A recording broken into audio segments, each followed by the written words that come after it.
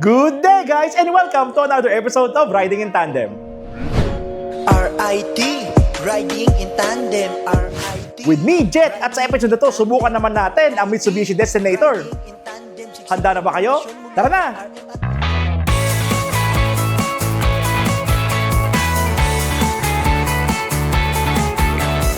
Okay, drive naman tayo mga katandem with Mitsubishi Destinator. Ito nga pala yung GLS variant, 1.5 turbocharged engine that puts out 161 horsepower with 250 Newton meters of torque. So sa forma pa lang sa labas mga katandem, no, aggressive ang kanyang styling. Alam niyo nung nilabas nila yung series ng Expander and Montero, yung aggressive na styling, medyo binago nila ng konti, no? Pero ito kasing Destinator, no, aggressive styling tapos malabrusko ang dating sa labas, no?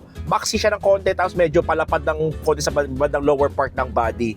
So yung road presence niya mga katandem, napakaganda. Ang ginawa ng Mitsubishi dito, maliban doon sa kanyang pagka-aggressive styling, family-friendly kasi 7-seater to mga katandem, no? Good siya for an extended family of 5 to 7 people. It comfortably seats 7 people, no, mga katandem.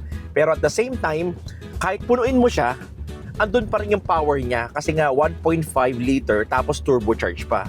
Ito nga pala mga katandem, family-oriented MPV or SUV siya mga katandem. Parang nasa in-between siya ng ganong segment.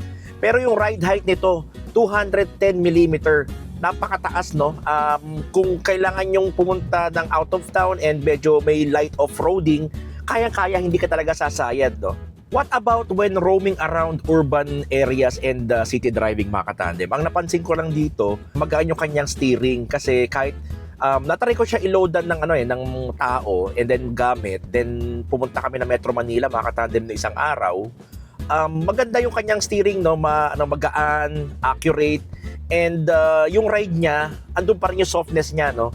Magaan ang steering niya, so probably pagka dinala ko to sa highway, baka magaan. Usually ayoko ng ganun kasi mas gusto ko i-feel ko yung highway, yung road pagka sa high speeds. Pero surprisingly, nung dinala namin siya sa north, no, nag-NLEX kami, at high speeds mga katandem, ramdam na ramdam mo yung kalsada kasi medyo bumibigat yung kanya steering, which is good. Plus sa akin yun, for safety, no.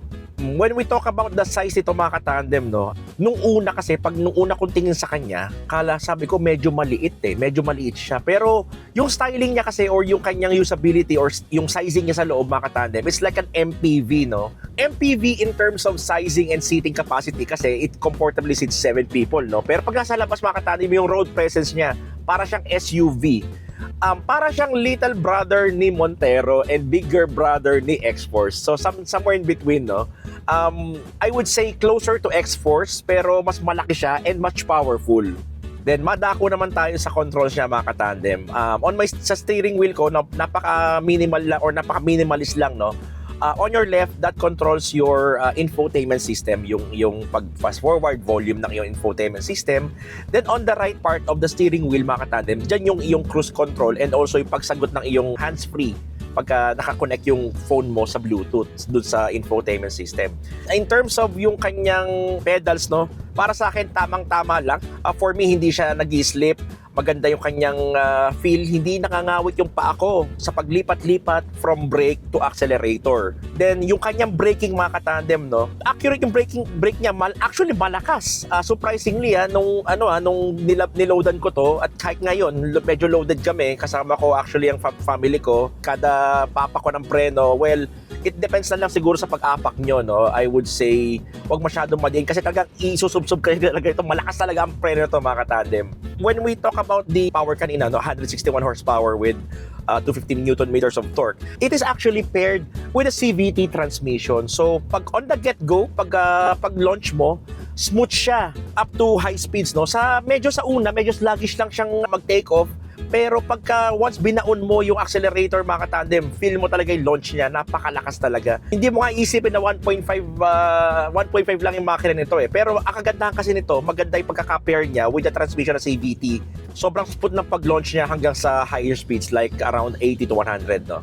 talagang maibibigay talaga. Yun mga katandem, no? So, I would say na yung sa power ng makina niya, paired with a good CVT transmission, yung 7-seating capacity niya, kayang-kaya niyang dalhin yun, kayang-kaya niyang hatakin. Though, your fuel economy may suffer lang talaga mga katandem. I would recommend na medyo i-manage nyo lang yung pagtapak ng accelerator kasi sa totoo lang mga katandem, yung kanyang sibat at saka yung kanyang power, talagang may engganyo ka talaga tumapak at ibaon yung accelerator eh. Kasi nandun yung power niya kahit loaded. So, good siya for me, mapa-highway, mapa-city, kahit loadan mo ng gamit at syempre kahit iloadan mo ng mga tao. Nagulat din ako dito mga katandem, no? Yung acceleration niya at a 1.5 turbocharged engine na ganito ang size. Kaya niya na 8 to 9 seconds from 0 to 100. So actually, nasubukan ko naman talagang dumidikit din ang ulo ko sa headrest pagka binabaw mo yung accelerator, di ba? Pagdating naman sa cornering mga katandem, kasi dahil malambot yung suspension niya at komportable, sa cornering nga lang, may mapapansin mo na talaga may body roll siya. Sa ride quality naman niya mga katandem, ang napansin ko rito, malambot naman yung suspension niya, pero syempre ang kasama ng malambot na suspension is medyo malaro yung body, just mga kurbada, yun mararamdaman talaga natin yung body roll. So ingat na lang tayo pag approach sa mga kurbada mga katandem, no?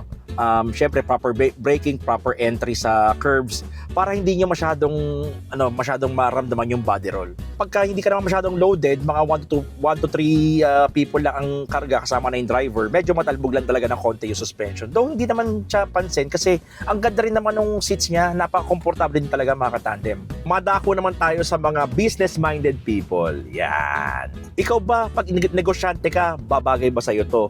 I would say yes. Marami ka rin kasi may kakarga dito. Ang kagandahan dito mga katandem, yung kanyang seats, both third and yung second row niya, it folds flat eh. Like kami, sa Ceramax Philippines, no? Nagdadala kami ng rolls, mga habang roll, like 1.5 meters, almost 2 meters, no? Kasyang-kasya siya mga katandem. At ang kagandahan nito, you can still seat people while you're loading cargo. Kasi ang kagandahan nito, napo-fold ng half, parang 40 or 40-60 yung third row niya and yung second row. So, pwede ka pa rin magsakay ng tao at the same time magkarga ng cargo. And ang kagandahan nito mga katandem, SUV. When we compared kasi sa pickup truck, na kailangan pang lagyan ng takip yung iyong truck bed para ma-secure yung cargo. Ang kagandahan sa SUV mga katandem, like this Mitsubishi Designator is pwede mo i-load lahat ng mga importante mong gamit sa likod na hindi ka naguguli sa security kasi close siya eh. Di ba? Yun ang maganda rito.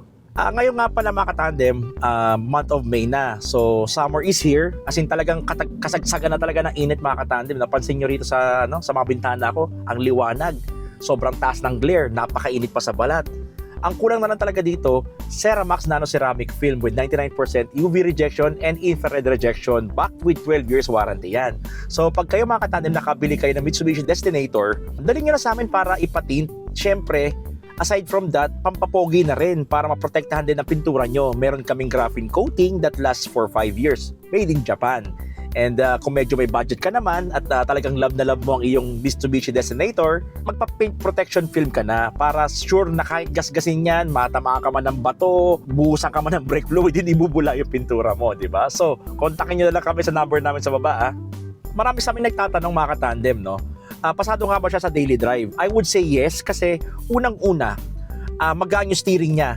Hindi siya kalakihan at madali siyang i-park sa tight spaces, no? Kasi aside from the technology ng rear parking camera, meron din siyang 360 camera para makita mo yung paligid kahit sa gabi. And yun nga, sabi ko nga, hindi siya mahirap i-maneuver. Napakagaan ng manibela niya kahit sabi mong kargado ka ng pasahero at saka ng cargos mo. So fit na fit to sa mga families at syempre sa mga businessman din na gusto mag-load ng mga cargo. So, bottom line mga katandem, bibili ba ako nito? Syempre oo, kasi Mitsubishi yan eh. You cannot go wrong with Mitsubishi pagdating sa reliability, availability ng parts. Kung ikaw yung tipo ng tao na mapatagalin at talagang aangkinin mo yung kotse ng napakahabang panahon, ay hindi ka magsisisi dito sa Mitsubishi Destinator. So, para kanino nga ba yung Mitsubishi Destinator mga katandem? I would say para sa mga pamilyadong tao na 5 at kahit hanggang 7 mga katandem, no? Kasi mahilig kayo mag-shopping, yan, marami kayong cargo space. And syempre, doon sa mga mahilig din mag-out of town trips, kasi yung ground clearance pa lang nito mga katandem, panalong-panalo na 210mm. Tapos kahit kargahan mo yan, sure na hindi ka sasayad kahit mag-light off-roading ka. And aside from that, hindi lang siya pang pamilya. pang sports pa.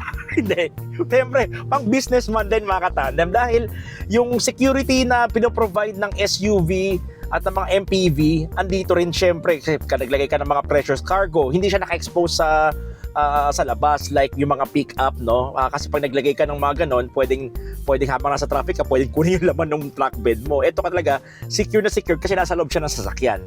And syempre, pagka nakatin ka, hindi nakita yung mga hindi nakita yung mga bagahe tsaka yung mga cargo mo sa likod. And lastly, mga katandem, kung hindi ka pa handang mag-PHEV or mag-full EV, and medyo alanganin ka sa mga car brands na lumalabas ngayon sa market, syempre, you cannot go wrong with Mitsubishi. Talagang reliable yan, walang sakit sa ulo in years to come, no? So, yung isa pa dyan, mga katandem, aside from that, yung kanyang resale value, maganda rin naman kasi syempre, kilala lang brand na ang Mitsubishi at established na naman na talaga yan. And idagdag ko lang mga katandem, no, yung simplicity of use ng Mitsubishi Destinator. Napaka-straightforward lang ng mga controls. Out of the box, kayang-kaya mo siyang i-operate kagad kahit hindi mo nabasahin ang manual. Syempre, lagi ko sinasabi, less is more. So you're getting more with Mitsubishi Destinator. O mga katandem, kung naghahanap kayo ng SUV style, hindi kalakihan at mataas na ground clearance sa sasakyan, swak na swak sa inyo itong Mitsubishi Destinator. Kaya kung sa inyo, punta na kayo sa pinakamalapit na Mitsubishi para ma-test drive nyo rin. Maraming salamat nga pala sa Mitsubishi Philippines sa pagpapahiram sa amin ng Mitsubishi Destinator. O mga katandem, sana may natutunan kayo sa video namin today. O, next video na!